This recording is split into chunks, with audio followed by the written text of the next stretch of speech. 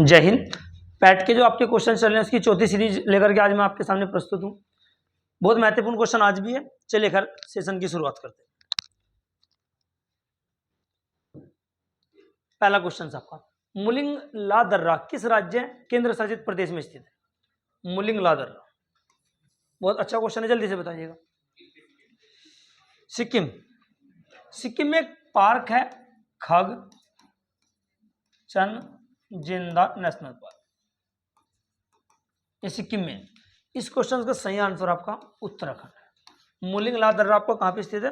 उत्तराखंड में। आप सभी को पता होगा माना दर्रा, एक आपका है नीति दर्रा, साथ ही साथ एक है लिपुलेख दर्रा। ये तीन दर्रे आपके कहाँ स्थित है? आपके उत्तराखंड में स्थित है, माना, नीति और लिपुलेख। चौथा आपका कौन सा है? मुलिंग ला दर्रा। ठीक है, तो इसका ध्यान रखना आप लोग। इसका राइट आंसर आपको क्या है? आपका उत्तराखंड। चलिए दूसरा क्वेश्चन, टोन्स किसकी सहायक नदी है? बहुत बेहतरीन क्वेश्चन है, जल्दी से आप लोग बताइएगा। टोन्स किसकी सहायक नदी है? चंबल, यमुना, दामोदर या सोन? चंबल, यमुना, दामोदर या सोन? देखो चंबल, केन, बेतवा, सिंध और टोन्स, ये सब की सब आप कह सकते हो किसकी सहायक नदी है? यमुना नदी से। यमुना नदी उत्तराखंड के यमुनोत्री ग्लेशियर से, यमुना नदी उत्तराखंड के यमुनोत्री ग्लेशियर से आपके निकलती है। ठीक है, तो इनका ध्यान। मैं कुछ चार प्रमुख आपसे ग्लेशियर की मैं बात कर रहा हूं। जैसे एक है सियाचिन है, एक बियाफो है, बात मत कीजिए भाई, सियाचिन, बियाफो, एक हिस्पर है, एक बाल्टोरा है। जो आपके मतलब का पॉइंट आप लोग नोटिस करते हुए चलेगा, बात मत कीजिएगा। अगर चीज याद है तो रिवाइज कीजिएगा। ठीक, सियाचिन, बियाफो, हिस्पर, बाल्टोरा, ये चारों के चारों कहाँ के? आपके जम्मू कश्मीर के। अब जम्मू कश्मीर पहले था, तो अब मैं कह सकता हूँ अभी जम्मू कश्मीर और आपके लद्दाख के, जम्मू कश्मीर और आपके लद्दाख के कुछ चार प्रमुख ग्लेशियर है। इस क्वेश्चन का राइट आंसर क्या था? आपका यमुना नदी। अच्छा, एक सवाल है, आगरा किस नदी के किनारे आपका? और मथुरा भी आपका इसी नदी के किनारे, दिल्ली भी आपका इसी नदी के किनारे। ये दो तीन सवाल आप लोग अच्छे ध्यान रखना। ये टोन से एक नदी है टेम्स, टेम्स नदी के किनारे दुनिया का एक शहर स्थित है, कौन सा आपका? लंदन है। साथ ही साथ अगर मैं बात करूं, एक प्रमुख नदी है दुनिया में डेन्यूब। दुनिया के सर्वाधिक देशों से गुजरने वाली कोई नदी है तो आपकी डेन्यूब है। कितने देशों से? 10 देशों में से 5 की तो ये राजधानी से गुजरती है। तो ये बेसिक से क्वेश्चन है, यूरोप की नदी है। अच्छा, यूरोप की सबसे बड़ी नदी, कमेंट बॉक्स में आप लोग बताओगे यूरोप की सबसे बड़ी नदी कौन सी? ठीक है, चलिए अगला क्वेश्चन आपका, दुग्ध धारा जलप्रपात किस नदी पर स्थित है? दुग्ध धारा जलप्रपात, दुग्ध धारा एक आपका कपिल धारा भी है, और एक आपका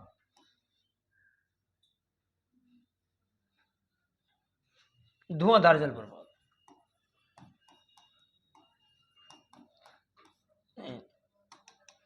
धुआंधार जलप्रपात ये आपके कहां पे? आपके नर्मदा नदी पर स्थित। कपिल धारा, दुग्ध धारा और एक आपका धुआंधार जलप्रपात, ये मध्य प्रदेश के जबलपुर में। ठीक है, ये मध्य प्रदेश के जबलपुर में स्थित है। ये तीनों के तीनों आपके कहाँ है? नर्मदा नदी पर स्थित है। नर्मदा नदी आपके अमरकंटक की पहाड़ी, अमरकंटक की पहाड़ी से निकलती है, और अमरकंटक एक जिला भी है, ये आपका मध्य प्रदेश में पड़ता है। नर्मदा नदी का सबसे ज्यादा विस्तार मध्य प्रदेश में है, सबसे कम विस्तार इसका महाराष्ट्र में। इसे गुजरात की जीवन रेखा भी कहा जाता है। गुजरात की जीवन रेखा, लाइफ लाइन ऑफ गुजरात किसे कहा जाता है? आपका नर्मदा नदी को। इस पर एक परियोजना है सरदार सरोवर बांध,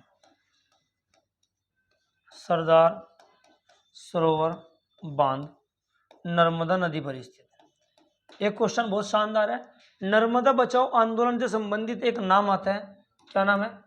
मेघा पाटेकर, मेघा पाटेकर।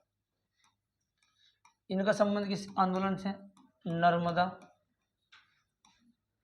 बचाओ आंदोलन, नर्मदा बचाओ आंदोलन से संबंधित। तो मांडवी तथा जुआरी, मांडवी है एक नदी आपकी कौन सी है? जुआरी। ये किस राज्य में? आपकी गोवा की प्रमुख नदी। क्वेश्चन इंपॉर्टेंट है, पूछा जा सकता है। चंबल की घाटी आपकी मध्य प्रदेश में पड़ती है, चंबल नदी आपकी उसी लोकेशन के पास स्थित है। शरावती नदी आपके कर्नाटक में है। उनको भी बैठा लीजिएगा भाई जो बच्चे पीछे खड़े हैं। शरावती नदी आपकी कहाँ पे?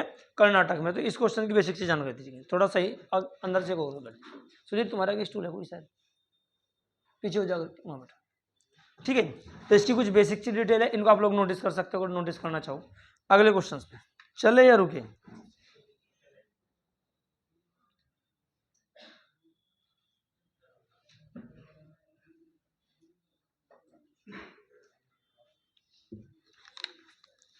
चलिए अगला क्वेश्चन, निम्नलिखित में से किस लौह अयस्क में लोहे का अंश सर्वाधिक होता है? अब समझने की बात है, थोड़ा सा ध्यान दीजिएगा। हेमेटाइट, सिडेराइट, लिमोनाइट और मैग्नेटाइट चारों लोहे के ही अयस्क है, चारों से लोहा प्राप्त होता है। अब सवाल आपसे है कि किसमें लोहे के अंश सर्वाधिक है, या मैं कह सकता हूँ लोहे का सबसे बेहतरीन अयस्क कौन सा माना जाता है? आप लोगों को कमेंट बॉक्स में, सॉरी जल्दी से यही बताइएगा आप लोग क्लास में जी। हेमेटाइट, मैग्नेटाइट, ये इस क्वेश्चन का राइट आंसर है, ठीक है, याद रहेगा आप लोग। चलिए अगला क्वेश्चन, भारत में कौन सा राज्य ऊन का सर्वाधिक उत्पादन करता है? बहुत बेहतरीन क्वेश्चन है। ऊन का सर्वाधिक उत्पादन करने में कौन सा राज्य है? पंजाब, हरियाणा, राजस्थान या Gujarat? Rajasthan is the right answer, ठीक है। ऊन का सबसे ज्यादा उत्पादक कौन सा राज्य है आपका? राजस्थान है। अच्छा, कभी आपसे क्वेश्चन पूछा जाए हरियाणा का जो स्थापना दिवस है वो 1 नवंबर 1966 है, तो 1 नवंबर को हरियाणा और पंजाब इन दोनों का ही स्थापना दिवस मनाया जाता है। दोनों 1 नवंबर को आपके अलग हुए थे, पंजाब से हरियाणा को अलग किया गया था, ठीक है। गुजरात का स्थापना दिवस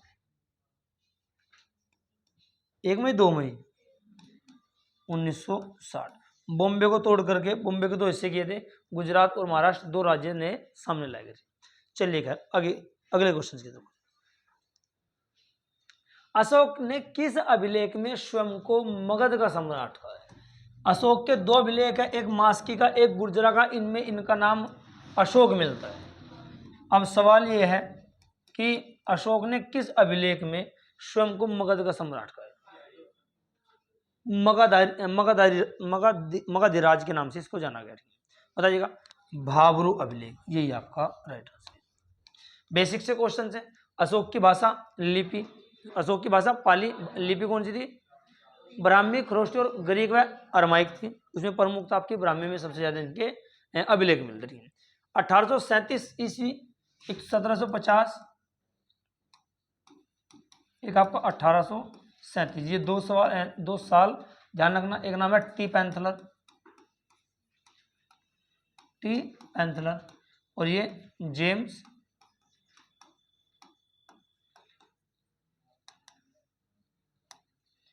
प्रिंसिप। अशोक के अभिलेखों को पढ़ने की कोशिश सबसे पहले इन्होंने की थी, लेकिन पढ़ने में सफलता प्राप्त जेम्स प्रिंसिप ने की थी। एक साथ ही साथ एक सवाल और बनता है, एक शहर है श्रीनगर, किस नदी के तट पर है? झेलम नदी के तट पर। इसकी स्थापना भी किसके द्वारा की गई थी? अशोक के द्वारा। किसके द्वारा जी? अशोक के द्वारा। कलिंग का युद्ध किसके द्वारा किया गया था? कलिंग का युद्ध। यहां से कुछ क्वेश्चन आपके बन सकते हैं। 261 ईसा पूर्व अशोक व कलिंग के राजा उस समय कौन थे? नंदराज, ठीक है। इसके अलावा साथ ही साथ एक क्वेश्चन हमेशा मैं बात करता हूं चेदी वंश। चेदी वंश के अगर मैं संस्थापक की बात करूं तो महा मेघवाहन थे, लेकिन एक और भी बहुत महत्वपूर्ण शासक इसका हुआ है जिसे खारवेल के नाम से जाना जाता है। इन्होंने एक अभिलेख लिखवाया था, हाथी गुम्फा अभिलेख।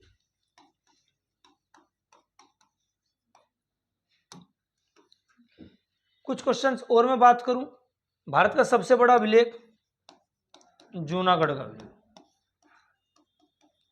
संस्कृत में लिखा हुआ सबसे पहला अभिलेख जूनागढ़ का अभिलेख, गुजरात यानी कि सौराष्ट्र के कुछ हिस्से में आपका ये पाया जाता है। ठीक है, इसके अलावा और अगर आप लोग बात करें, एक आपका रानी का अभिलेख, रानी का अभिलेख, ये मौर्य वंश से संबंधित, अशोक से संबंधित, अशोक की एक पत्नी का इसमें जिक्र मिलता है। ठीक है, इसके अलावा बात करें हम लोग नाना घाट का अभिलेख, बहुत इंपॉर्टेंट है, नाना घाट का अभिलेख। ये किसके द्वारा लिखा गया था? एक नाम था नैनिका या नागनिका। आप लोगों ने एक सवाल पढ़ा होगा कि दिल्ली इतिहास की पहली महिला शासिका कौन थी जो गद्दी पर, रजिया सुल्तान, लेकिन वो मध्यकालीन भारत की। अगर बात की जाए कि प्राचीन भारत के इतिहास में पहली जो महिला शासिका कौन थी, नागनिका या नैनिका थी। इनकी अगर मैं बात करूं तो आप लोगों ने एक वंश का नाम सुना होगा, सातवाहन वंश। सातवाहन वंश से संबंधित थी। इन्होंने नाना घाट का अभिलेख लिखवाया है और यही एक पहली महिला शासिका थी जो गद्दी पर बैठी है। सातवाहन वंश के अगर स्थापना की बात करूं मैं, सिमुक ने। सिमुक के बाद एक यहां राजा बनते हैं गौतमी पुत्र सतकर्णी। गौतमी पुत्र सतकर्णी, सॉरी, पहले जो बनेंगे आपके सतकर्णी प्रथम बनेंगे, सतकर्णी प्रथम। सतकर्णी प्रथम की पत्नी कौन थी? नागनिका या नैनिका थी। सतकर्णी प्रथम की मृत्यु के बाद गद्दी पर नागनिका या नैनिका ही बैठी थी। इनका एक राजा और बनेगा, हॉल। उसने एक पुस्तक की रचना की है, गाथा सप्त, गाथा सप्त शिलेख शायद करके कुछ नाम है, गाथा सप्त शिलेख नामक पुस्तक की रचना किसने की? हॉल ने की थी। ये भी राजा बना था। एक इसमें और प्रमुख राजा और भी है जिनका नाम क्या है? गौतमी पुत्र सतकर्णी। सातवाहन वंश का अगर कोई सबसे महान शासक था तो यही था। अपने नाम के सामने अपनी माता का नाम लगाने वाला, शायद सॉरी, ये नाम था गाथा सप्तशती।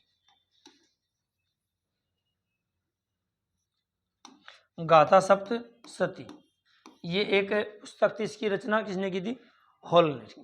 गौतमी पुत्र सतकर्णी ये सातवाहन वंश का सबसे महान शासक भी था। साथ ही साथ हम लोग बात करें, अपने नाम के सामने माता का नाम लगाने वाला इतिहास का पहला शासक भी कौन था? गौतमी पुत्र सतकर्णी था। इसका एक कथन था कि मेरे घोड़े ने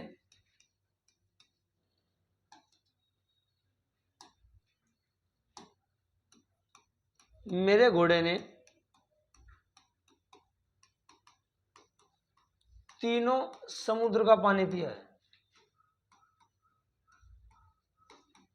तीनों समुद्र का पानी पिया है। इसका सीधे सीधे मतलब था, अगर मैं बात, ये दक्षिण भारत के कुछ राजवंश थे, मैं बात करूं भारत की स्थिति अगर इस प्रकार है, इधर आपका बंगाल की खाड़ी है,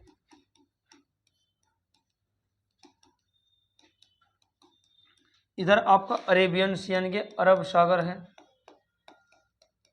और यहाँ आपका हिंद महासागर। तो इनका कहना था कि मेरे घोड़े ने तीनों समुद्र का पानी पिया, यानी कि इधर, इधर और इधर। कह सकते हैं कि तीनों दिशा में आपका किस राजा का राज था? आपका इन तीनों दिशा में आपका गौतमी पुत्र सतकर्णी का था। ये बेसिक से क्वेश्चन है। अच्छा, सातवाहन वंश से संबंधित एक सवाल है, इन्होंने शीशे के सिक्के चलाए। शीशे के सिक्के चलाए, किसने चलाए? आपके सातवाहन वंश ने। ठीक है, राजा आपसे पूछे नहीं जाते यहाँ। ठीक है, तो कुछ बेसिक से क्वेश्चन आपके सातवाहन वंश से ही संबंधित थे, इनको आप लोग नोटिस कर लेना। आप जैसे आपका इनके बारे में बताया गया। ठीक है, चलिए खैर। अच्छा, एक अभिलेख और लिखिएगा आप लोग, एहोल अभिलेख। एहोल अभिलेख क्वेश्चन आपको मिल सकता है, किसने लिखवाया था? एक नाम था रवि कीर्ति। रवि कीर्ति के द्वारा। रवि कीर्ति जो थे, ये आपके एक युद्ध हुआ था किस किस के बीच? हर्षवर्धन व पुलकेशिन द्वितीय, पुलकेशिन सेकंड। नर्मदा नदी घाटी, नर्मदा नदी घाटी में ये युद्ध हुआ था, इन दोनों के बीच में हुआ था। रविकीर्ति पुलकेशिन द्वितीय के दरबारी कवि हुआ करते थे। इन्होंने एक अभिलेख लिखा जिसे ऐहोल का अभिलेख कहा जाता है, और इस युद्ध में हर्षवर्धन की पराजय हुई थी और पुलकेशिन द्वितीय की विजय हुई थी। तो क्वेश्चन आपसे मिलता है कि पुलकेशिन द्वितीय तथा हर्षवर्धन के बीच जो युद्ध हुआ था, जो नर्मदा नदी घाटी में था, उसकी जानकारी किस अभिलेख से मिलती है? तो ऐहोल अभिलेख है, और इसको लिखवाया किसके द्वारा गया था? रविकीर्ति के द्वारा। रविकीर्ति किसके दरबारी कवि थे? पुलकेशिन द्वितीय के। ठीक है, तो यहाँ से कुछ क्वेश्चन आपके बन सकते हैं। साथ ही साथ एक अभिलेख और है, एरण का अभिलेख। एरण का अभिलेख हो सकता है, एक अभिलेख आप लोगों में से देखने को मिल जाएगा। एरण का अभिलेख ये गुप्त वंश से संबंधित है। गुप्त वंश से एक राजा थे भानुगुप्त। भानुगुप्त के द्वारा लिखवाया गया। भानुगुप्त के सेनापति थे गोपराज। गोपराज की पत्नी जो है ना, जो इसमें सती हुई थी, तो एक युद्ध में आपका गोपराज की मृत्यु हो गई थी। तो यहां से क्वेश्चन बनता है कि सती प्रथा के बारे में सबसे पहले अगर कोई अभिलेख बता रहा है तो कौन सा? आपका एरण का अभिलेख है। ठीक है, तो उनकी पत्नी सती हो गई थी। तो बेसिक से कुछ क्वेश्चन है, बेसिक नहीं, बहुत शानदार क्वेश्चन है। हर्षवर्धन के बारे में हम लोग आगे चल करके डिस्कशन करेंगे। यूपी पैटर्न में अच्छा खासा पोर्शन यहाँ से भी आ सकता है, क्वेश्चन आ सकते हैं। ठीक है, चलिए खैर, आई होप यहाँ से सब चीज़ आपकी समझ में आ गई होगी। अगर नहीं आए तो वीडियो को दोबारा आप लोग अच्छे से देख सकते हैं। अगला क्वेश्चन है, दशावतार मंदिर का निर्माण किस काल में हुआ? गुप्त काल, मौर्य काल, गुप्तोत्तर काल और आपका कुषाण काल। दशावतार मंदिर का निर्माण किस काल में हुआ है? जल्दी से बताइएगा।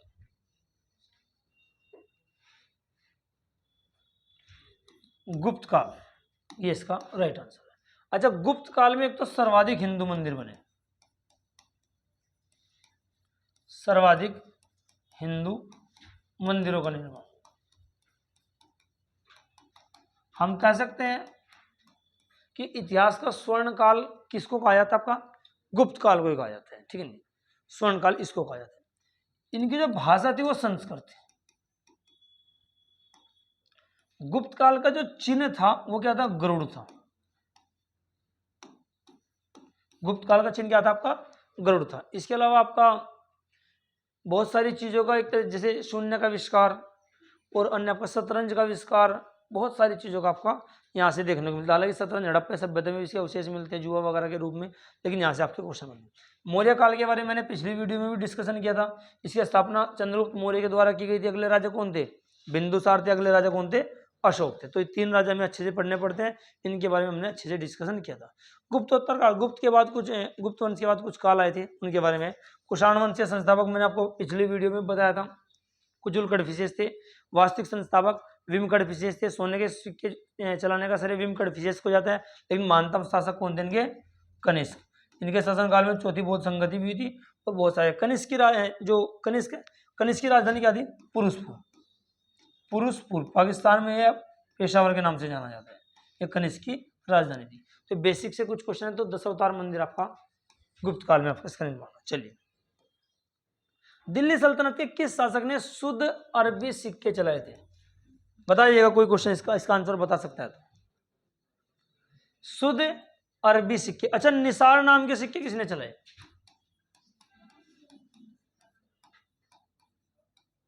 निसार नामक सिक्के बताइएगा, किसने चलाए निसार नामक? बताइए कोई भी कैंडिडेट बताइए। निसार नामक सिक्के जहांगीर के द्वारा चलाए गए। शुद्ध अरबी सिक्के,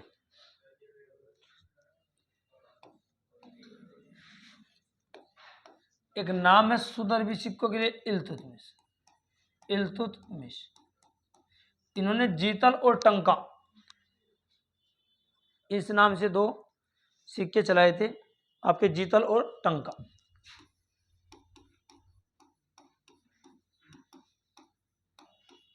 दिल्ली सल्तनत में सबसे पहले सिक्के ढलवाने की जो टकसाल बनवाई थी, टकसाल स्थापित इसी ने कराई थी। किसने? इल्तुतमिश। साथ ही साथ भारत में गुंबदों का जनक और भारत में मकबरों का जनक कौन माना जाता है?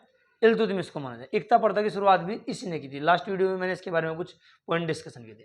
कुतुबुद्दीन ऐबक को लाख बख्श के नाम से जाना जाता है, ठीक है। रजिया बेगम मध्यकालीन भारत में गद्दी पर बैठने वाली पहली महिला यही थी। इन्होंने पर्दा प्रथा को त्याग किया था। पर्दा प्रथा का क्या किया था? त्याग किया। इनके शासनकाल में एक विद्रोह हुआ था जिसे बठिंडा का विद्रोह कहते हैं। बठिंडा का विद्रोह। बठिंडा के राजकुमार थे अल्तुनिया, उन्होंने विद्रोह कर दिया था। उसके बाद ये विद्रोह को दबाने के लिए गई थी। इनके साथ इनकी शादी भी हो गई थी। बाद में इनकी कैथल नामक स्थान पर इनकी हत्या कर दी गई थी हरियाणा में। चलिए खैर, बलबन के बारे में कल भी मैंने आपको बताया था।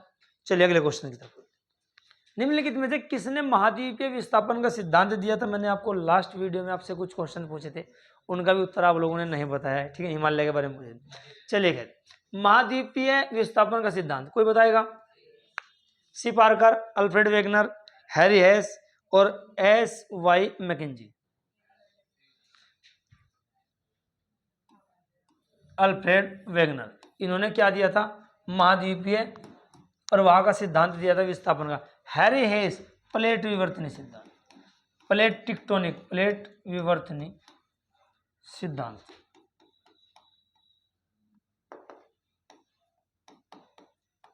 एक सवाल मैंने आपसे पूछा था कि नदियों के आधार पर हिमालय का वर्गीकरण किसके द्वारा किया गया था? सिडनी बुराड़। नदियों के आधार पर हिमालय का वर्गीकरण सिडनी बुराड़ के द्वारा किया गया था। अच्छा, एक साथ ही साथ भूसन्नति का सिद्धांत किसने दिया था? भूसन्नति का सिद्धांत ये कोबर ने दिया था। यहां से 3-4 सवाल आपके लिए बहुत इंपॉर्टेंट है, बहुत ज्यादा क्वेश्चन आपसे बन सकता है। अल्फ्रेड वेगनर ने महाद्वीपीय प्रवाह का सिद्धांत दिया था, महाद्वीपीय विस्थापन का सिद्धांत दिया था। हैरी हेस ने प्लेट विवर्तनी सिद्धांत दिया था। भूसन्नति का सिद्धांत कोबर का है। और सिडनी बुराड़ ने नदियों के आधार पर हिमालय का वर्गीकरण किया गया था। अब मैं एक पेज ले रहा हूं और आपको कुछ इसके बारे में बता रहा हूँ। नदियों के आधार पर जो हिमालय को बांटा गया है वो किस प्रकार बांटा गया? देखो, हिमालय कितने आपके 4 नदियों के आधार पर 4 है। कौन कौन था आपका? पंजाब हिमालय, उसके बाद कुमायूं हिमालय, उसके बाद आपका नेपाल हिमालय और एक आपका असम हिमालय। यहां सिंधु नदी से लेकर के सतलज नदी के बीच के हिमालय को कहा गया है, क्या कहा गया आपका? पंजाब हिमालय। अब आगे सतलज से लेकर के और आपका काली नदी तक के हिमालय को क्या कहा गया आपका? कुमायूं हिमालय। आगे फिर काली नदी से लेकर के तीस्ता नदी तक के हिमालय को क्या कहा गया? नेपाल। और फिर तीस्ता से लेकर के ब्रह्मपुत्र नदी तक के क्षेत्र को क्या कहा गया आपका? असम हिमालय। ये चारों क्वेश्चन, ये वर्गीकरण था आपका किसका? सिडनी बुराड़ का, जिन्होंने नदियों के आधार पर हिमालय को बांटा। यहां से क्वेश्चन बिल्कुल पक्का मिलने वाला है आप लोगों को। हिमालय से एक सवाल बिल्कुल मैं कह रहा हूं छपा हुआ है यूपी पैट के एग्जाम से। सारी शिफ्टों में भी लगभग हो सकता है यहाँ से क्वेश्चन, ठीक है। बढ़िया क्वेश्चन है, बनते हैं यहाँ से, जरूर आप लोग तैयार करके जाइएगा। बहुत ज्यादा महत्वपूर्ण वीडियो का एक भी क्वेश्चन आप लोगों के लिए हल्का नहीं है। अपनी तरफ से पूरी कोशिश की गई है आपको अच्छा कंटेंट देने की, ठीक है भाई। आज आगे चले। अच्छा, 2 श्रेणियां मैं आप लोगों को और बता रहा हूं साथ ही साथ। एक नाग टिब्बा,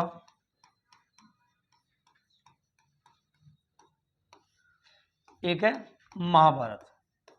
नाग टिब्बा व महाभारत 2 श्रेणियां हैं। ये हिमालय की 2 चोटी है, इनके ही नाम है। और ये किस देश में स्थित है? नेपाल। इस बात का आप लोग जानते हैं। माउंट एवरेस्ट दुनिया की सबसे ऊंची चोटी है, 8,848 मीटर उसकी ऊंचाई बैठती है। वो नेपाल में स्थित है। नेपाल में माउंट एवरेस्ट को क्या कहते हैं? सगरमाथा। और तिब्बत में चोमोलुंगमा। ये क्वेश्चन ध्यान रखना, चोमोलुंगमा, यहां को मैं लिख रहा हूं चोमोलुंगमा। तिब्बत में ये नाम दिया गया किसको? माउंट एवरेस्ट को। नेपाल में सब लोग जानते हैं कि आपका सागर माता। चलिए खैर अगले क्वेश्चन की तरफ हम लोग। अच्छा एक सवाल बनता है,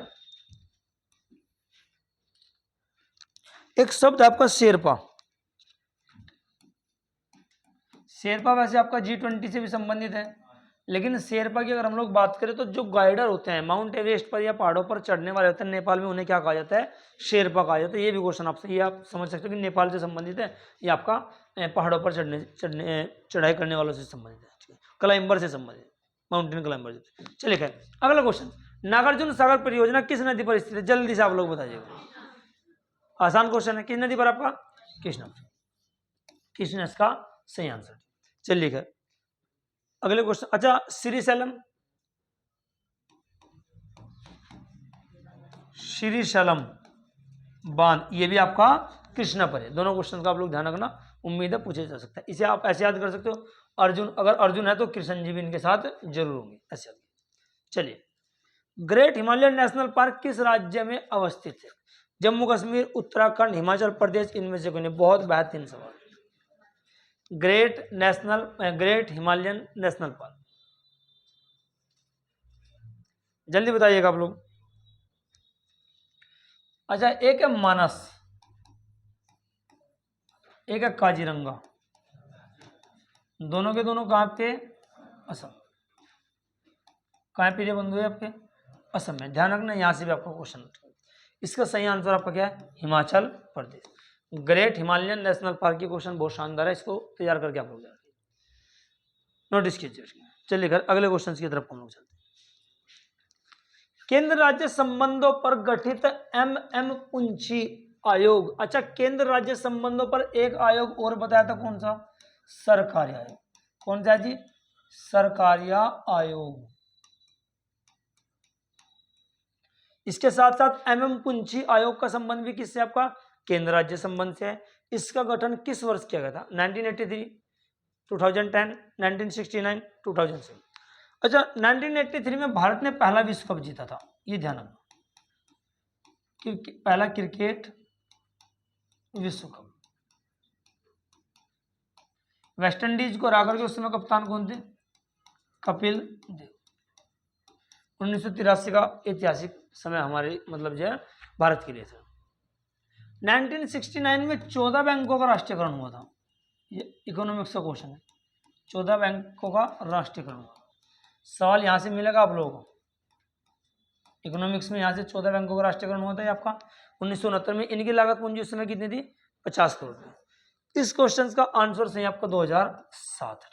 तो एम पुंछी आयोग का गठन किस वर्ष किया गया था? आपका 2007 में किया गया। चले अगले क्वेश्चन की तरफ को। क्वेश्चंस कैसे हैं?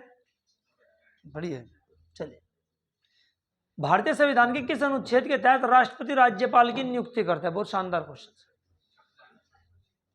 भारतीय संविधान के किस अनुच्छेद के तहत राष्ट्रपति राज्यपाल की नियुक्ति करते हैं? आप लोग बताइएगा। सबसे पहले राज्यपाल का पद किस देश के संविधान से लिया गया? राष्ट्रपति का पद आप लोगों को एक कमेंट बॉक्स में इन दोनों के उत्तर बता, ठीक है जी। राज्यपाल का पद पढ़ा हुआ है मेरा, कमेंट बॉक्स में आप लोग बताइएगा, यहाँ नहीं, ठीक है। भारतीय संविधान के किस अनुच्छेद के तहत राष्ट्रपति राज्यपाल की नियुक्ति करता है? 153 में तो राज्यों का एक राज्यपाल होता है। 155 राज्यपाल का कार्यकाल वैसे तो आप लोग 5 वर्ष मान सकते हो, लेकिन 5 वर्ष नहीं होता, ये राष्ट्रपति के प्रसाद पर्यंत है। राष्ट्रपति के प्रसाद पर्यंत।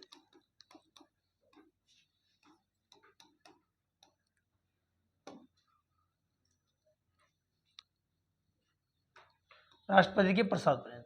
अच्छा इसके अलावा राज्य का जो संवैधानिक प्रमुख होता है, या हम कह सकते हैं कार्यपालिका का प्रमुख किसी भी राज्य में कौन होता है? राज्यपाल होता है। ये बेसिक से क्वेश्चन आप लोगों से बन सकते हैं। राज्यपाल को एक शक्ति दी गई है अध्यादेश की, अंडर आर्टिकल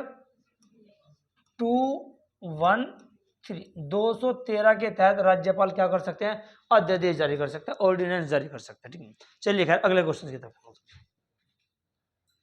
दोनों सदनों की संयुक्त बैठक के अध्यक्षता निम्न में से कौन करता है? लोकसभा अध्यक्ष राष्ट्रपति, उपराष्ट्रपति और राष्ट्रपति द्वारा नियुक्त लोकसभा का वरिष्ठ ये सदस्य होगा। ये टाइपिंग मास्टर हमारे लोगों ये खा गए, एक पॉइंट। चलिए खैर कोई बात नहीं। दोनों सदनों की अच्छा संयुक्त बैठक की जो अवधारणा है भारतीय संविधान में ऑस्ट्रेलिया के संविधान से, कहाँ से लिखी है? ऑस्ट्रेलिया से। इसकी जो अध्यक्षता, अच्छा एक सवाल और भी है, लोग जो संयुक्त अधिवेशन होता है इसको आहूत मतलब बोलते हैं क्या? निमंत्रण या बुलाना। आहूत करने का अधिकार किसको? आपका राष्ट्रपति को, ठीक है। तो बुलाते तो राष्ट्रपति, लेकिन इसकी अध्यक्षता कौन करेंगे? लोकसभा अध्यक्ष। संयुक्त अधिवेशन की हम लोग अगर बात करें तो कौन से आर्टिकल में? 108 में दिया गया, अनुच्छेद नंबर 108 में। लेकिन 118 के तहत लोकसभा अध्यक्ष इसकी क्या करते हैं? 118 के शायद तीसरा या चौथा है, उसके तहत इसकी अध्यक्षता करते हैं, ठीक है। खैर आप लोग इतना बेसिक से क्वेश्चन आप लोग ध्यान रखेंगे, इसके अलावा कोई ज्यादा खास नहीं है। उपराष्ट्रपति अनुच्छेद नंबर 63 में, राष्ट्रपति अनुच्छेद नंबर 52 में। अच्छा एक आर्टिकल आपका 49 में क्या है? राष्ट्रीय स्मारकों का संरक्षण। मिल सकता है आप लोगों को सवाल, देखो राष्ट्रीय स्मारकों का संरक्षण। चलिए खैर अगले क्वेश्चन की तरफ हम लोग चलते। संसद के सत्रारंभ होने के बाद राष्ट्रपति द्वारा जारी अध्यादेश कितने समय के भीतर दोनों सदनों द्वारा अनिवार्य रूप से पारित किया जाना चाहिए? ऑप्शन आपके पास 14 दिन, 6 सप्ताह, 6 माह या 1 वर्ष। 6 माह या 6 सप्ताह या 2 माह, सॉरी 1 वर्ष या 14 दिन। देखो मेरी बात समझिएगा, राष्ट्रपति के पास अनुच्छेद नंबर 123 के तहत एक शक्ति है, किसकी? अध्यादेश। अध्यादेश क्या होता है आप सभी को पता है। संसद यानी कि पार्लियामेंट देश में एक है और ये वह स्थान है जहां देश में कानून बनाए जाते हैं देश के लिए। संसद के 3 हिस्से माने जाते हैं जो महत्वपूर्ण अंग है आपके। एक आपका राज्यसभा है, एक आपका लोकसभा है, एक आपके राष्ट्रपति। संसद की मैं बात करूं अंडर आर्टिकल 79 अनुच्छेद 79 में आपका क्या है? संसद है। ये आपका राज्यसभा 80 में है और ये आपका लोकसभा 81। कोई भी कानून पहले या तो राज्यसभा से पास हो जाए या लोकसभा से, कोई से भी एक से, यानी कि यहां से भी पास होना चाहिए, उसके बाद फिर दूसरे सदन से भी पास होना चाहिए, और जैसे ही राष्ट्रपति महोदय उस पर हस्ताक्षर करेंगे तो देश में क्या बन जाएगा? आपका कानून बन जाएगा। लेकिन एक परिस्थिति ऐसी आ सकती है कि जब संसद का कोई सत्र न चल रहा हो और देश में कानूनों की आवश्यकता पड़े तो राष्ट्रपति को अनुच्छेद नंबर 123 के तहत एक शक्ति प्रदान की गई है अध्यादेश की, ऑर्डिनेंस की। वे क्या कर सकते हैं? जब संसद का कोई सत्र, एक सत्र या एक से अधिक सत्र न चल रहा हो तो उस समय अध्यादेश के माध्यम से कानून ला सकते हैं। शर्त इसकी यह रहती है, जैसे अध्यादेश लाया जाएगा तो अध्यादेश उसी दिन से लागू हो जाएगा जिस दिन राष्ट्रपति लाएंगे। जैसे ही इसके बाद संसद चलेगी, कितने भी समय के बाद संसद चले, संसद जैसे ही चलेगी तो उसके संसद चलने के 42 दिन, यानी कि मैं क्या कह सकता हूं 6 सप्ताह, 6 सप्ताह के अंदर जो राष्ट्रपति द्वारा अध्यादेश लाया गया दोनों सदनों से पारित कराना आवश्यक है। क्योंकि राष्ट्रपति के साइन तो ऑलरेडी हो चुके हैं, इस पर लोकसभा और राज्यसभा से भी पारित कराना आवश्यक है। अगर वो पारित हो गया तो आपका कानून बन जाएगा, लेकिन अगर पारित नहीं हुआ तो कानून नहीं बनेगा। लेकिन एक सवाल यहाँ से जनमन ये बनता है, क्या इस बीच में राष्ट्रपति के द्वारा किए गए सारे कार्य वैध माने जाएंगे? वो चाहे कानून निरस्त हो जाए या आपका लागू हो जाए, ठीक है। तो ये अध्यादेश की शक्ति किसके पास? आपकी राष्ट्रपति के पास, ठीक है। अच्छा लोकसभा को अस्थायी सदन के नाम से जानते हैं, अस्थायी सदन। राज्यसभा को स्थायी सदन। इसका सदस्य बनने के लिए न्यूनतम आयु 30 वर्ष। लोकसभा का सदस्य बनने के लिए न्यूनतम आयु 25 वर्ष। इसके एक सदस्य कार्यकाल 5 वर्ष, इसके एक सदस्य कार्यकाल 6 वर्ष। ये बेसिक से कुछ क्वेश्चन आपके, ठीक है। तो यहाँ से आपके एग्जाम्स में सवाल बन सकते हैं।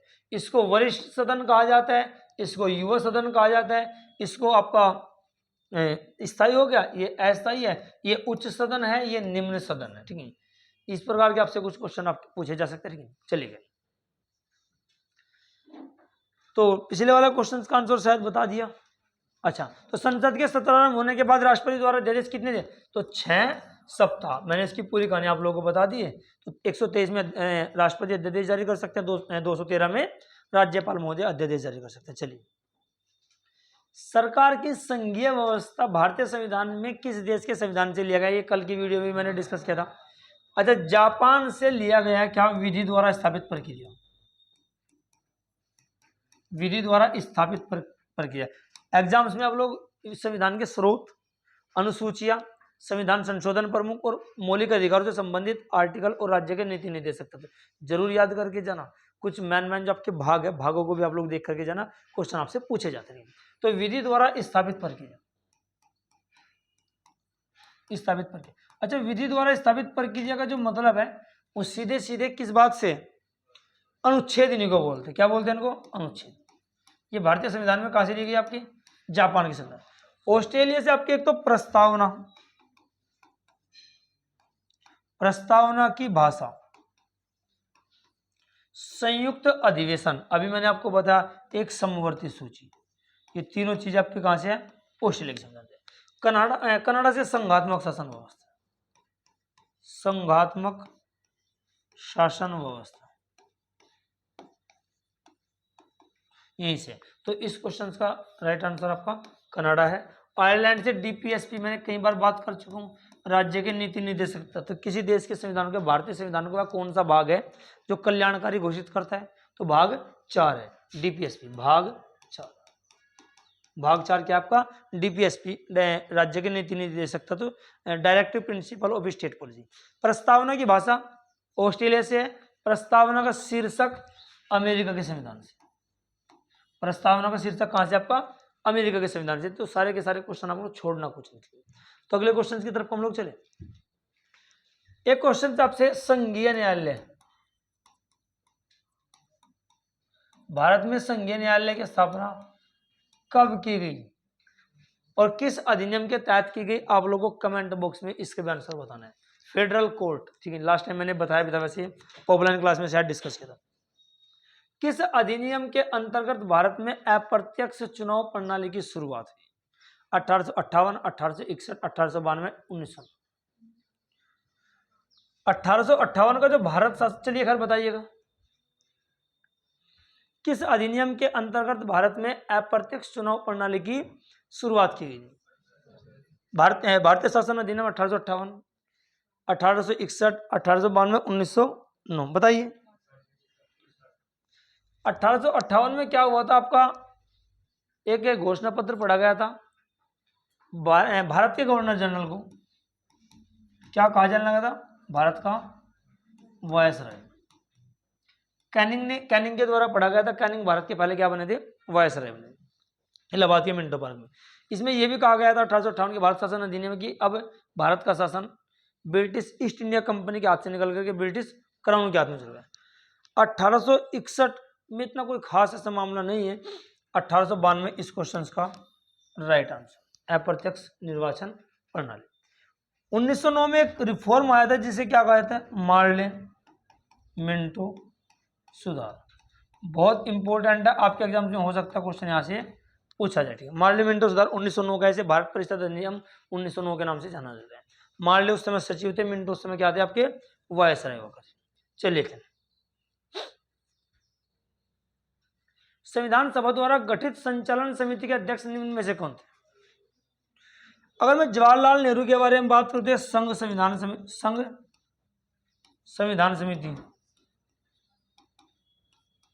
समिति के अध्यक्ष। सरदार पटेल आपके प्रांतीय संविधान समिति और मौलिक अधिकारों से संबंधित भी, मौलिक कर्तव्य से संबंधित। डॉक्टर भीमराव अंबेडकर प्रारूप समिति के अध्यक्ष थे। प्रारूप समिति में कुल कितने सदस्य थे? 7। और इसके अध्यक्ष कौन थे? Doctor BR Ambedkar. Doctor Rajendra Prasad संचालन समिति के अध्यक्ष थे। तो इस क्वेश्चन का राइट आंसर क्या आपका? डॉक्टर राजेंद्र प्रसाद। ठीक है, यहाँ से क्वेश्चन आपके एग्जाम से जो भी पूछा जाएगा आप लोग कर लीजिएगा। चलिए अगले क्वेश्चन की तरफ चले। किस संविधान संशोधन के द्वारा यह प्रावधान किया गया कि मंत्रिपरिषद में मंत्रियों की संख्या प्रधानमंत्री को शामिल करके कुल संख्या का 15% से अधिक नहीं होना चाहिए। एक तो आप लोग ये बात ध्यान रखना, मंत्रिपरिषद की संख्या कभी भी 15% से अधिक नहीं हो सकती प्रधानमंत्री को मिलाकर के कुल सदस्यों की संख्या। ठीक है जी। तो किस संविधान संशोधन के द्वारा किया गया? 69वां,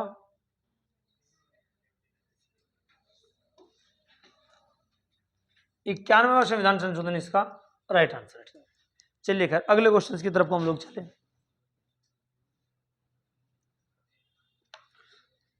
अगला क्वेश्चन आपके सामने पढ़िएगा।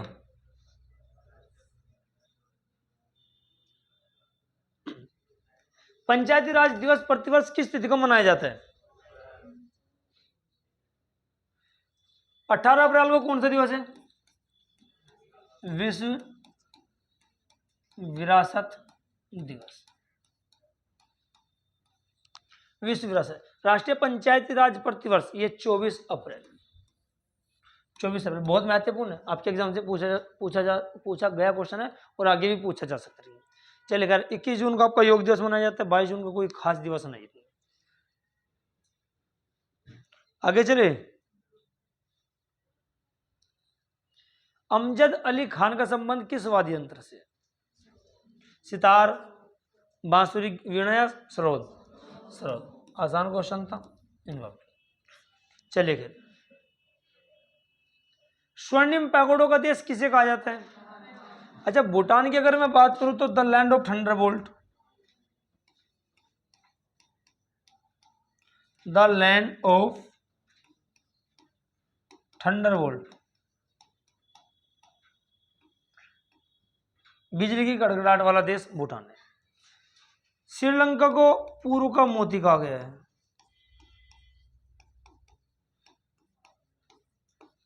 चीन को एशिया का मरीज,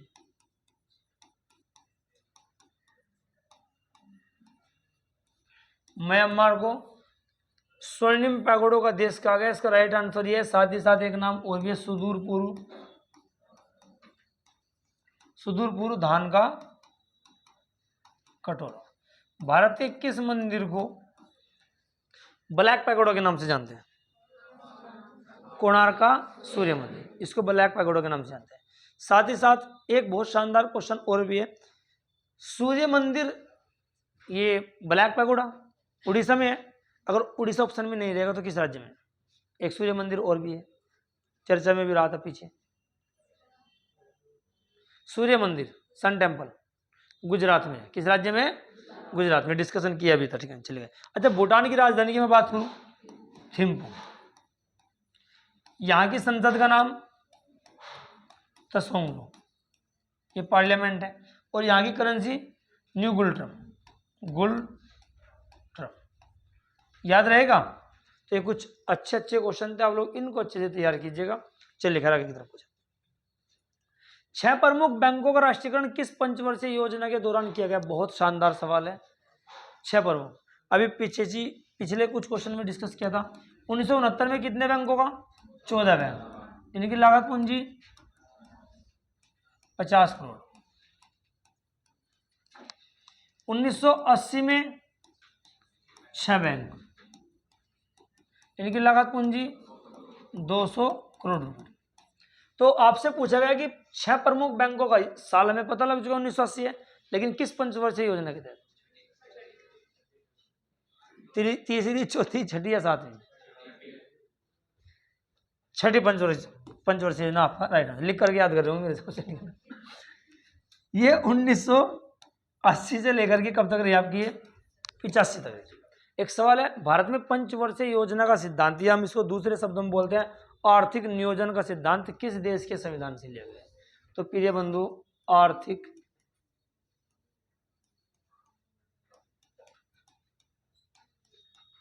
नियोजन का सिद्धांत, इसको हम बोलते हैं FYP,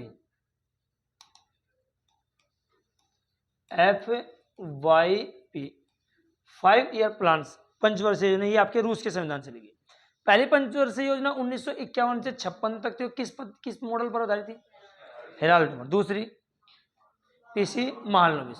51 से 56 तक पहली, 56 से 61 तक आपकी दूसरी थी। इसका आप लोग ध्यान रखना। पहली पंचवर्षीय योजना आपकी कृषि से संबंधित थी, दूसरी उद्योगों से संबंधित। तो इनका आप लोग ध्यान रखना, ये क्वेश्चन आपसे पूछे जा सकते हैं बैंकों से संबंधित। आरबीआई का राष्ट्रीयकरण आपका 1949 में होता, लागत पूंजी 5 करोड़ थी। आरबीआई के पहले गवर्नर टेलर थे, सर टेलर। दूसरे पहले स्मिथ थे सर, पहले स्मिथ थे, दूसरे टेलर थे। तीसरे गवर्नर की मैं बात करूं सीडी देशमुख थे। क्वेश्चन आता है कि प्रथम भारतीय गवर्नर, भारत की तरफ से जो आरबीआई का गवर्नर बना कौन थे आपके?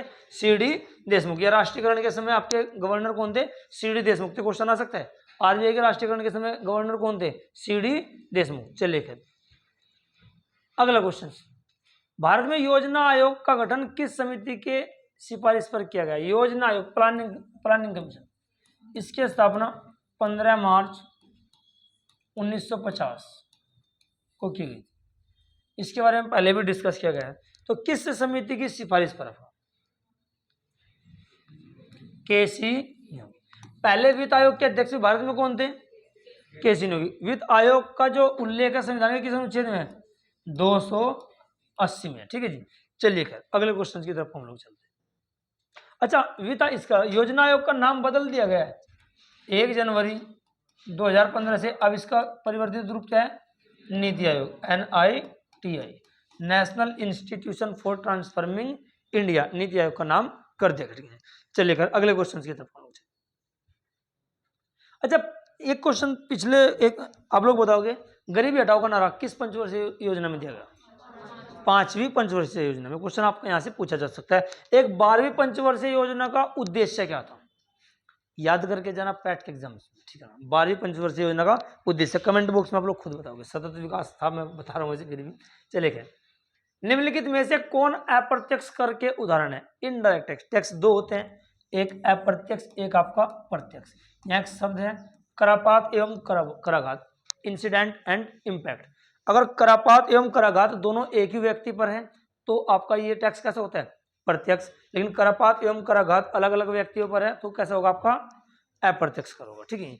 तो आपसे पूछा गया अप्रत्यक्ष कर का उदाहरण कौन सा है? सेवा कर, ये भी आपका अप्रत्यक्ष है। सीमा शुल्क, ये भी आपका अप्रत्यक्ष है। और बिक्री कर, ये भी अप्रत्यक्ष है। तो आंसर क्या होगा? ये सभी।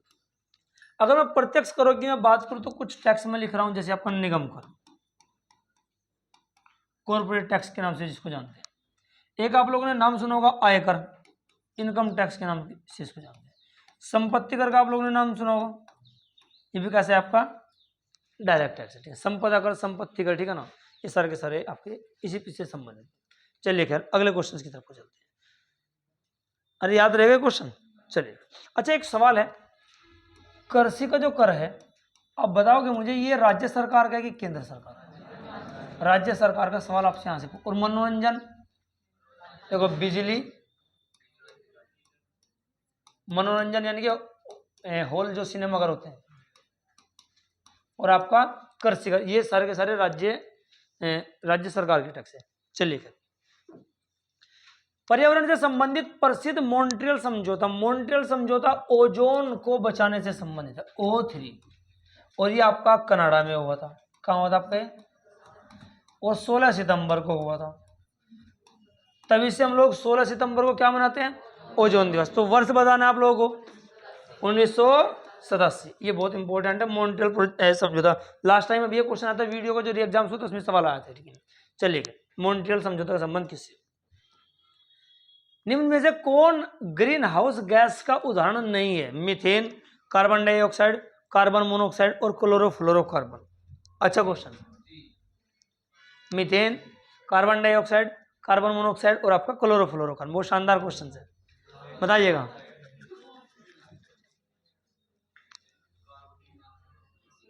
राइट आंसर आपका कार्बन मोनोऑक्साइड है, CO। हालांकि ये पर्यावरण को नुकसान तो पहुंचाता है, इसे गला घोटू या दम घोटू गैस भी कहते हैं। अगर ये कहीं पर रिसी हो जाए या मतलब रिसा हो जाए इसका, ये कहीं निकल जाए तो ये कहीं ना एक इंसान को एक तरह से मार सकती है। गला घोटू या दम घोटू गैस कहते हैं। ये पर्यावरण को नुकसान पहुंचा रही है, लेकिन ये ग्रीन हाउस गैस का उदाहरण नहीं है। क्लोरोफ्लोरोकार्बन ओजोन को सबसे ज्यादा नुकसान पहुंचाते हैं। CFC, जो घरों में रेफ्रिजरेटर AC लगे रहते हैं उनसे आपके निकलते हैं। CO2 भी आपका और मीथेन भी आपके, सारे के सारे आपके ग्रीन हाउस गैस का। तो इस क्वेश्चन का राइट आंसर क्या आपका क्लोरोफ्लोरोकार्बन। अच्छा, 2 क्वेश्चन आपका हास्य गैस, तो answer nitrous oxide. Nitrous oxide है डाइऑक्साइड, ऑक्साइड। एक आपका अश्रु गैस, इसको वीपिंग गैस के नाम से भी जानते हैं, अश्रु गैस। तो एक नाम है वीपिंग, वीपिंग का मतलब रोने वाली, ठीक है। अश्रु गैस कौन सी आपकी क्लोरो एसिटोफेनॉल, क्लोरो एसिटोफिनोन, एक ऐसी आपकी अश्रु गैस है, ठीक है। तो यहाँ से कुछ क्वेश्चन आपका जो भी बनेगा आप लोग ध्यान रखें। धान के खेत में, जानवरों की जुगाली में मीथेन, फूली हुई रोटी में,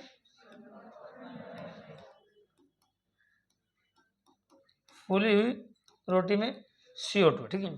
इसके अलावा आपका सॉफ्ट ड्रिंक्स, पेय पदार्थ जितने होते हैं उनमें भी आपका कार्बन डाइऑक्साइड, ठीक है। साथ ही साथ हम लोग बात करें, एक आपका क्वेश्चन बनता है आपका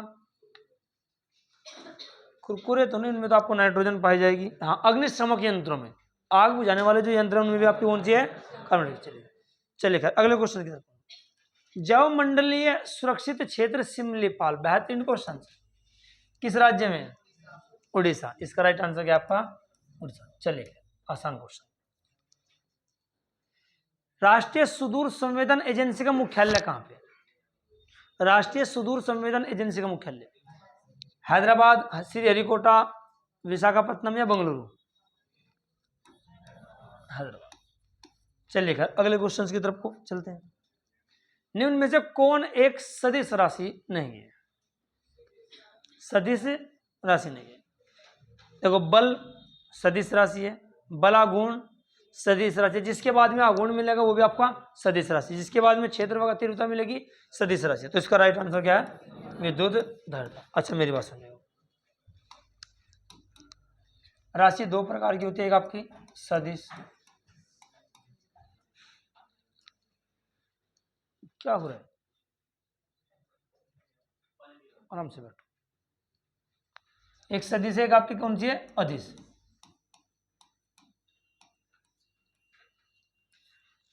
सदिश राशि जिनमें दिशा और परिमाण दोनों की आवश्यकता होती है सदिश, और जिनमें केवल परिमाण की आवश्यकता होती है वो कौन सी होगी? सदिश। इनके लिए आप लोग बस एक ट्रिक याद कीजिएगा, अगर आप लोगों को सदिश याद करना है तो विषुवत बल। विषुवत बल का मतलब यहाँ क्या क्या है? वी से विस्थापन,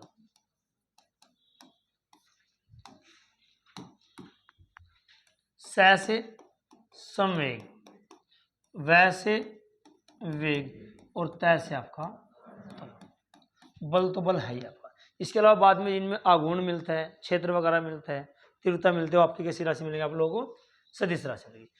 अदिश राशि की अगर ट्रिक आप लोगों को याद करनी है तो क्या है? उस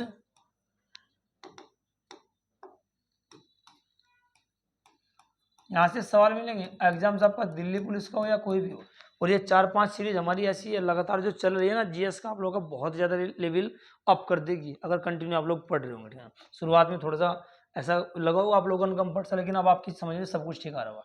उस आर्द्रता को चाबी,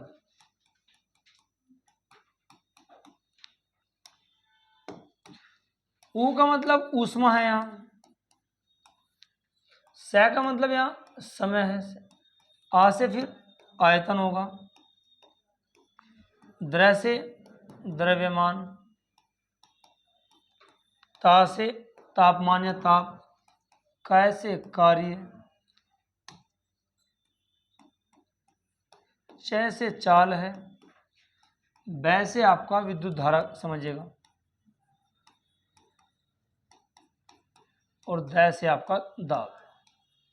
2 ट्रिक याद कीजिएगा, इनसे आपका सदिश और अदिश का मुझे नहीं लगता कि इससे बार कभी क्वेश्चन बनेगा। अगर आपको अदिश याद करना है तो एक पॉइंट याद कीजिएगा, उस आर्द्रता को चाबी दो। ऊ से ऊष्मा, स से समय, आ से आयतन, द्र से द्रव्यमान है, ता से तापमान है, कैसे कार्य है, च से चाल है, बै से विद्युत धारा है, और आपका दैसे क्या है, दाब है। उस आर्द्रता को चाबी दो, ये अदिश राशि है। सदिश याद करनी है तो विषुवत बल वैसे विस्थापन है, सैसे संवेग, वैसे वेग, तैसे त्वरण और बल। वेग संवेग आदि आपकी क्या है, सदिश राशि। तो बेसिक से क्वेश्चन थे, आप लोग तैयार होने चाहिए। लास्ट क्वेश्चन का आंसर मैं आपको बता चुका हूं। चलिए खैर अगले क्वेश्चन आप स्क्रीनशॉट ले सकते हो उसके। चलिए, यदि पृथ्वी की वर्तमान घूर्णन गति बढ़ा दी जाए तो विषुवत रेखा पर गुरुत्वीय त्वरण का मान क्या होगा। अच्छा, गुरुत्वीय त्वरण जी का मान क्या होता है, 9.8 एक है वैसे तो पूरा, लेकिन नॉर्मली हम लोग बात करें 9.8 आपका चल जाता है मीटर पर सेकेंड स्क्वायर। ये त्वरण का आपका मात्रा होता है। एक बात समझना आप लोग, जी की विशेषता ये पृथ्वी है, ये भूमध्य रेखा। अगर आप लोग ध्रुवों की तरफ जाने पर, भाई ये नॉर्थ पोल हुआ, ये साउथ पोल, ध्रुवों की तरफ जाने पर जी का मान बढ़ता है और भूमध्य रेखा की तरफ आने पर जी का मान घटता है। दोनों क्वेश्चन आप लोग ध्यान रखना। केंद्र पर जी का मान 0 होता है, सॉरी यहाँ भार का फर्क पड़ेगा आपका, इसका नहीं पड़ेगा, लेकिन चूंकि नहीं 0 ही होगा शायद, हाँ जी, केंद्र पर जी का मान 0 होगा, केंद्र पर जी का मान 0 होगा। पृथ्वी पर या ब्रह्मांड में कहीं भी जाइएगा जी का मान परिवर्तित होता है स्मॉल जी का, लेकिन जो कैपिटल जी है ये सार्वत्रिक नियतांक है, इसका मान आपका कहीं भी आपका नहीं बदलता। 6.67 गुना 10 की पावर माइनस के शायद 11 है, ठीक है ना। तो कुल मिलाकर के ध्यान रखना जी का मान कहीं नहीं बदलता, ये सार्वत्रिक नियतांक है, ठीक है। तो अब आपसे क्वेश्चन क्या पूछा गया है, यदि पृथ्वी की वर्तमान घूर्णन गति बढ़ा दी जाए तो विषुवत रेखा पर गुरुत्वीय त्वरण क्या होगा, ठीक है। घट जाएगा, बढ़ेगा, पहले घटेगा या फिर बढ़ेगा, या आपका अपरिवर्तित रहेगा। जल्दी से आप लोग बताइएगा, जल्दी बताइएगा आप लोग। ये मान आपका घट जाएगा, ठीक है। राइट आंसर क्या आपका ए। चलिए, अच्छा क्वेश्चन था। जब किसी वस्तु को दो समानांतर समतल दर्पणों के बीच रखा जाता है, समानांतर समतल दर्पणों के बीच रखने का मतलब है उनके बीच में 0 डिग्री का कोण है, तो बने हुए प्रतिबिंबों की संख्या कितनी होगी, 1, 2, 5 या अनंत। आसान क्वेश्चन है, बहुत शानदार क्वेश्चन है, अनंत होगी, क्योंकि इसका एक फॉर्मूला भी है। अगर प्रतिबिंबों की संख्या निकालने n बराबर 360 अपॉन थीटा माइनस के 1, तो n बराबर 360 अपॉन थीटा माइनस के 1, यदि दो समतल दर्पण 60 डिग्री के कोण पर रखे हुए हैं तो 360 और थीटा का मान 60 है, माइनस के 1, 6 36, 6 में से गया 5, तो 5 पर। अच्छा, एक चीज आप लोग समझने की कोशिश कीजिएगा, प्रतिबिंबों की संख्या सदैव विषम संख्या में आनी।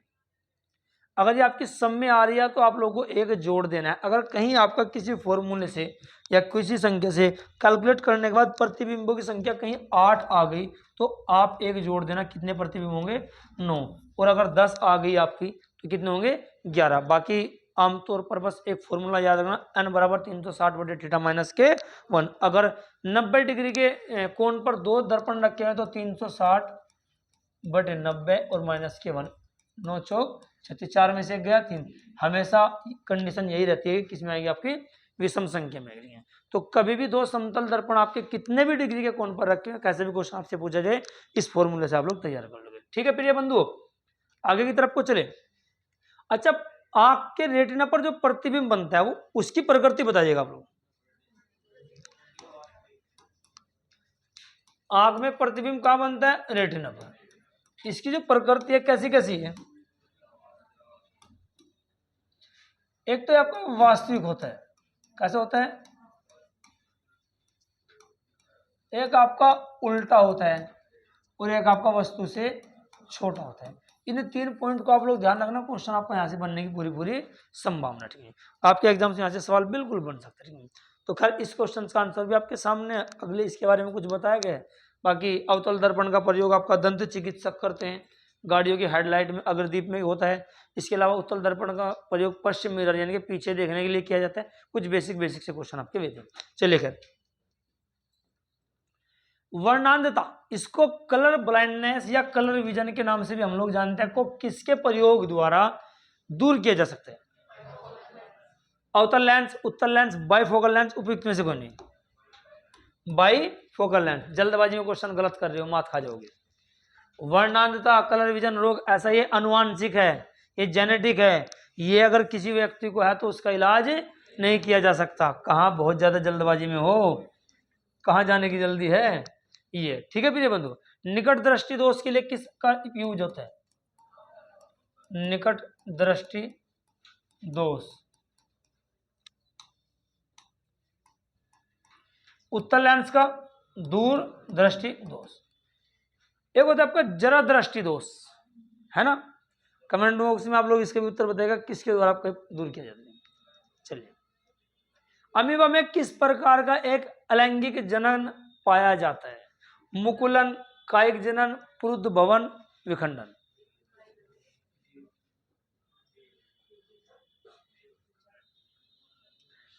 इंग्लिश में मैं से कन्वर्ट करने में पॉसिबल नहीं, और खासकर फिलहाल मैं यूट्यूब पे पढ़ा रहा हूं तो कर नहीं पाऊंगा। जल्दी बताइएगा, अमीबा में किस प्रकार का अलैंगिक जनन है?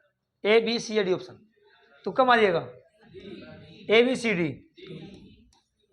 विखंडन इसका राइट आंसर। ठीक है जी, चलिए खैर अगले क्वेश्चन की तरफ हम लोग चले।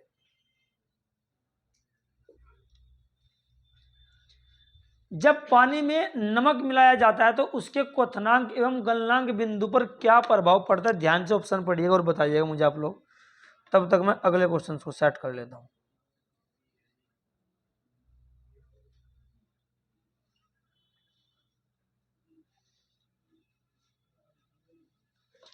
पानी में जब नमक मिलाया जाता है तो उसका क्वथनांक यानी कि बॉइलिंग पॉइंट एंड गलनांक यानी कि मेल्टिंग पॉइंट क्या प्रभाव पड़ेगा?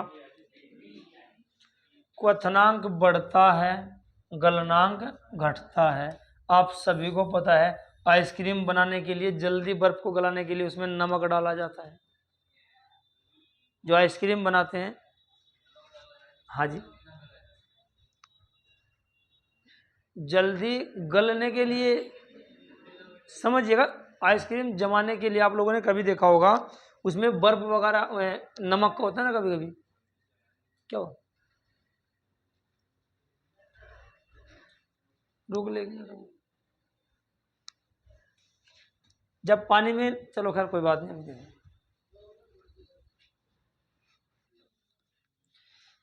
तो इसका राइट आंसर आपका क्वथनांक बढ़ेगा और गलनांक घटेगा जब पानी में नमक को मिलाया जाता है। चलिए खैर अगले क्वेश्चन, निम्न में से वह कौन सी घटना है जो केवल प्रकाश में होती है, ध्वनि में नहीं? ये क्वेश्चन मैंने कराया हुआ है। हाँ हाँ, दिल से आवाज सही निकली थी, ध्रुवनिया इसका राइट आंसर है। यह सिर्फ प्रकाश में होती है, आपकी ध्वनि में नहीं होती। व्यतिकरण आपको बताया था, पानी का जो बुलबुला रंगीन दिखाई देता है, किस वजह से? आपका व्यतिकरण। चलिए, स्थिर अनुपात का नियम किस वैज्ञानिक ने दिया? जॉन डाल्टन, इन्होंने परमाणुवाद का सिद्धांत दिया था। रदरफोर्ड, नाभिक की खोज के लिए। कैवेंडिश, किसकी खोज की थी? कैवेंडिश। एक गैस थी, कौन सी? कैवेंडिश के द्वारा कौन सी गैस? Hydrogen gas.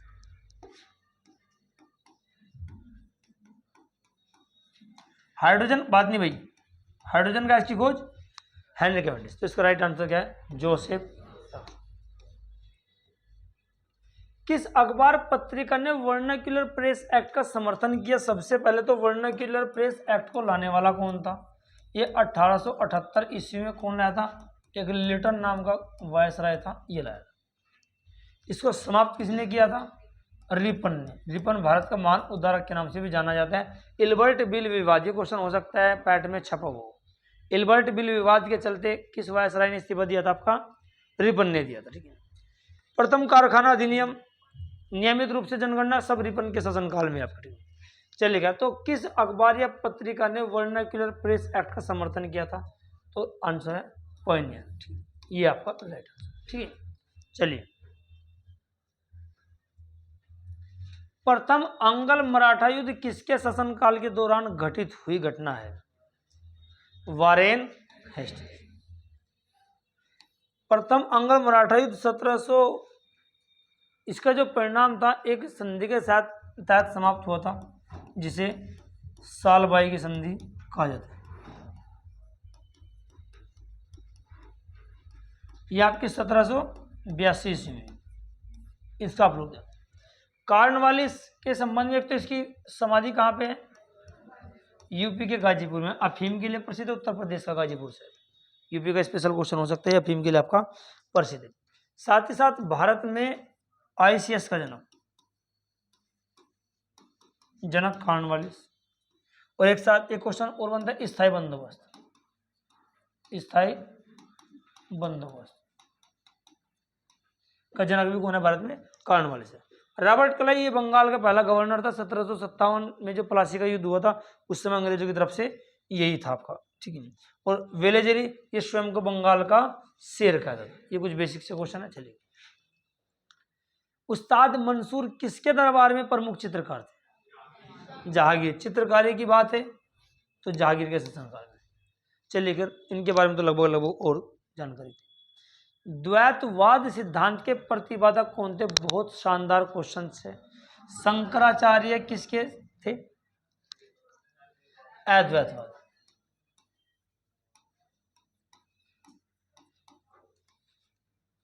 रामानुजाचार्य विशिष्टवाद के,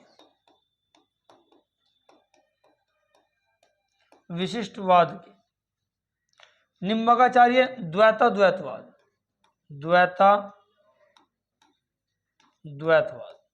ये सवाल दिल्ली पुलिस के लिए भी बहुत जोरदार सवाल है, जरूर एक सवाल मिलेगा कोई सी शिफ्ट में, और ये यूपी के एग्जाम्स के लिए भी। तो इसका राइट आंसर आपका क्या है, माधवाचार्य। चारों को आप लोगों को ध्यान रखना है। द्वैतवाद के संस्थापक आपके कौन माने जाते हैं, चलिए करें। तो इसका आंसर क्या है, माधवाचार्य।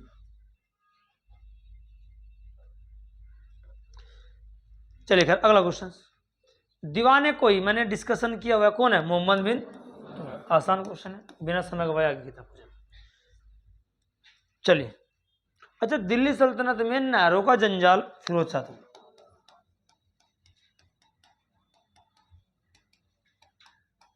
फलों के बाग नहरों का जंजाल फिरोज शाह तुगलक। इन दो के बारे में मैंने आपको लास्ट की वीडियो में बताया हुआ है। चलिए चंदावर का युद्ध 1194 किस किस के बीच, गोरी और राजा जयचंद।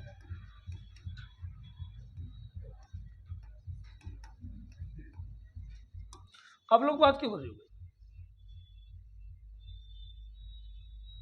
भूल गए, यूट्यूब की क्लास चल रही।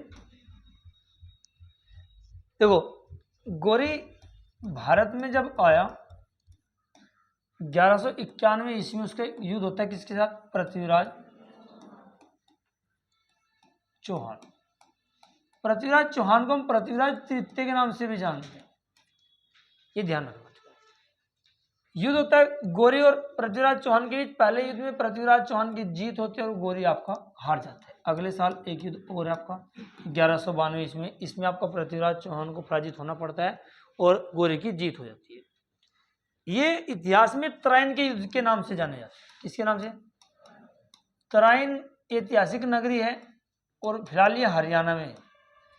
वर्तमान नाम इसका हरियाणा में तरावड़ी के नाम से इसको जानते हैं। पृथ्वीराज चौहान की एक उपाधि थी, इन्हें राय पिथौरा के नाम से भी जानते,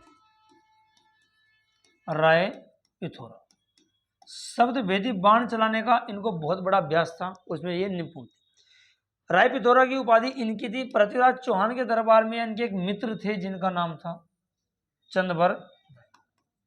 चंदबरदाई। हो सकता है ये क्वेश्चन भी आपका छप रहा हो। चंदबरदाई की एक पुस्तक है पृथ्वीराज रस, बहुत महत्वपूर्ण है। यहाँ से ये पैट के सिलेबस में स्पेशल बता भी रखा है, ठीक है जी। राजपूत काल के बारे में बता भी रखा है, तो यहाँ से क्वेश्चन हो सकता है, इनसे संबंधित सवाल कोई ना कोई हो सकता है। चंदावर ये राजा जयचंद, इनको इसमें आपकी जयचंद की हार हुई थी और गोरी की जीत हुई थी। ये आपका चंदावर। ये तीन युद्ध आपके तराइन के दो है और चंदावर के है।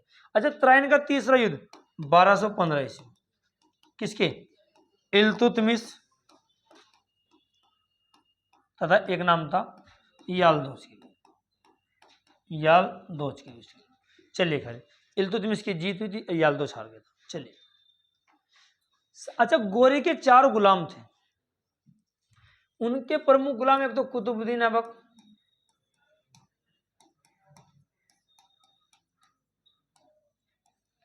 एक आप लोग बस ध्यान रखिएगा बख्तियार खिलजी। ये वही व्यक्ति था, इसने क्या किया था, नालंदा विश्वविद्यालय को ध्वस्त किया था। नालंदा विश्वविद्यालय को क्या किया था इन्होंने मतलब इस घोषु ने ध्वस्त किया था, बख्तियार खिलजी ने। नालंदा विश्वविद्यालय की स्थापना गुप्त साम्राज्य के शासक थे कौन, कुमारगुप्त। और जिस समय इसको ध्वस्त किया गया था उस समय वहां के जो चिकित्सा विभाग के प्रमुख थे कौन थे, राहुल भद्राचार्य। राहुल भद्राचार्य नालंदा विश्वविद्यालय में उस समय प्रमुख थे चिकित्सा विभाग के। चलिए, लोहार वंश का संस्थापक निम्न में से कौन था। ये आपका जम्मू कश्मीर से संबंधित वंश है, तो बात ध्यान। और इसका संस्थापक कौन था, संग्राम राष्ट्र। चलिए अगला क्वेश्चन, किस विद्वान ने बिंदुसार को 16 राज्यों का विजेता बताया। बिंदुसार आप सभी को पता है मौर्य वंश का एक शासक था, अशोक के पिता थे और चंद्रगुप्त मौर्य के पुत्र थे। तो किसने 16 राज्यों का विजेता बताया, तारा। एक नाम ऑप्शन में लिखा हुआ है विलियम जोन्स। एक संस्था की स्थापना एशियाटिक सोसाइटी इन्होंने की थी। एशियाटिक सोसाइटी की स्थापना सर विलियम जोन्स के द्वारा 1784 ईस्वी में की थी। बहुत इंपॉर्टेंट है, बहुत ज्यादा महत्वपूर्ण है, क्वेश्चन आपसे पूछा जा सकता है। चलिए फिर, किसी जीवित शरीर के भीतर कोशिका या ऊतक की मृत्यु को क्या कहते हैं, कोई बताएगा कि हाँ जी, किसी जीवित शरीर के भीतर कोशिका या ऊतक टिश्यू या सेल्स की जो डेथ हो जाए, मृत्यु हो जाए, उसे किस रूप में जाना जाए, nephrosis, necrosis, neutrophilia, ABCD, B B B is the right answer. ठीक है, नेक्रोसिस। अच्छा क्वेश्चन, आप लोग इसको भी तैयार करना। ठीक है, चलिएगा 46 तक हम लोग पहुंच चुके हैं। अगला क्वेश्चन, निम्नलिखित में से कौन सा पुरुषों में लिंग गुणसूत्रों के जोड़ों को दर्शाता है। देखो, मानव में आपके 23 जोड़े होते हैं। कितने जी, 23। 22 जोड़े पुरुषों में और महिलाओं में समान होते हैं। 23वां जोड़ा आपका विभेद करता है महिलाओं और पुरुषों में। अगर 23वां जोड़ा XX है तो ये आपका महिला, और अगर आपका XY है तो आपका किसके लिए, पुरुष। तो आपसे क्वेश्चन क्या पूछा गया है, पुरुषों में लिंग गुणसूत्र के जोड़ों का निर्धारण कौन सा कर रहा है आपका। ठीक है, तो कौन सा आपका है, XY। तो बी ऑप्शन इसका राइट आंसर। ठीक, चलिएगा 47वां क्वेश्चन आपका हो चुका है।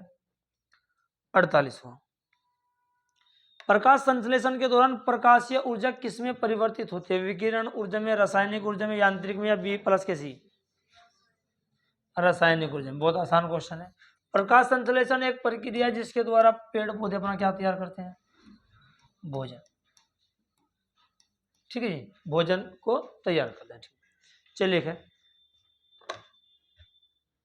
49वां क्वेश्चन, निम्नलिखित में से कौन अक्षय ऊर्जा या नवीकरणीय ऊर्जा, निम्नलिखित में से कौन अक्षय ऊर्जा नवीकरणीय ऊर्जा का उदाहरण नहीं है, पवन ऊर्जा, जल विद्युत ऊर्जा, बायोगैस या आपका परमाणु ऊर्जा। जल्दी से बताइएगा क्या हो सकता है आपके समझ। अक्षय ऊर्जा या नवीकरणीय ऊर्जा वो ऊर्जा होती है, एक तो इसका क्षय नहीं होता, नुकसान नहीं होता, ये दोबारा भी आपकी क्या हो सकती है, रिन्यूएबल, यानी कि ली जा सकती है। दूसरी बात एक और भी है, अगर ऐसे याद ना हो तो अगर आपसे नवीकरणीय ऊर्जा का क्वेश्चन आए या अक्षय ऊर्जा का आए तो ये वे ऊर्जा है जो प्रदूषण नहीं करती। पवन ऊर्जा प्रदूषण नहीं करती, जल विद्युत ऊर्जा प्रदूषण नहीं करती, बायोमास बायोगैस ये भी प्रदूषण नहीं करती, परमाणु ऊर्जा प्रदूषण करती है। तो राइट आंसर आपका क्या है, और ऐसा क्वेश्चन आपसे बिल्कुल पूछा जाएगा यूपी का एग्जाम से। लास्ट क्वेश्चन आज की वीडियो का, आज की क्लास का, निम्नलिखित में से कौन सा जंतु स्तनपायी नहीं है, शार्क, चूहा, चमगादड़ या सभी। स्तनपायी मैमल्स जो बच्चों को दूध नहीं पिलाता, चमगादड़ तो पिलाता है, शार्क क्या जी, शार्क। ठीक है, तो ये क्वेश्चन आज की वीडियो के थे, अच्छे अच्छे क्वेश्चन थे। एक के बारे में आपको बहुत सारे बताया गया। अभी 2-3 दिन और हमारी क्लास चलती रहेगी। कल कोशिश होगी करंट अफेयर के बारे में हम लोग बात करेंगे। तो जितना कंटेंट आप लोग को दिया जा रहा है सारे को तैयार कीजिएगा, छोड़ना कुछ नहीं है। वीडियो में जो क्वेश्चन आपसे पूछे जाते हैं कमेंट बॉक्स में आप लोग जाकर के उनको बताइएगा। मिलते हैं अगली वीडियो में, तब तक के लिए जय हिंद।